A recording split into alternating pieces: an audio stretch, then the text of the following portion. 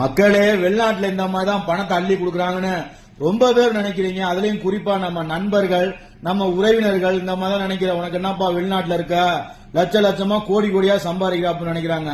இங்க பாச தெரியாம, மொழி தெரியாம, வெளியில சொல்ல முடியாத அளவுக்கு வேலை பார்த்துக்கிட்டு நம்ம சம்பாதிக்கிறோங்கிறது நமக்கு தான் தெரியும். இதுல உள்ள ஒருத்தன் வருவான், அப்புறம் என்ன டேசுக்குடா நீ இங்க போய் உட்காந்துருக்கா அப்படின்னு. ஏன் தலையெழுத்து என் குடும்பத்தை நல்லா கொண்டு வரணுங்கிறக்காண்டி நான் இங்க உட்காருக்கேன். உனக்கு எங்க இடத்துல வலிக்குது, உனக்கு ஏன் வலிக்குது? அடுத்தவனை குறை சொல்லியே வாழணும்னு நினைக்கிறியா? வெளிநாட்டுல உண்மையை சொல்ல போனா எல்லாருமே நார்மலான சம்பளத்துல தான் வேலை பாக்குறாங்க. 100க்கு 80 பேர் எடுத்துக்கோங்க, லேபர் வேலை தான் பாக்குறாங்க. அதுக்கு தான் அதிகமான விசா தராங்க. ஒரு கம்பெனில மேனேஜர் ஒருத்தர் தான் இருப்பாப்ல, இன்ஜினியர் 10 பேர் தான் இருப்பாங்க.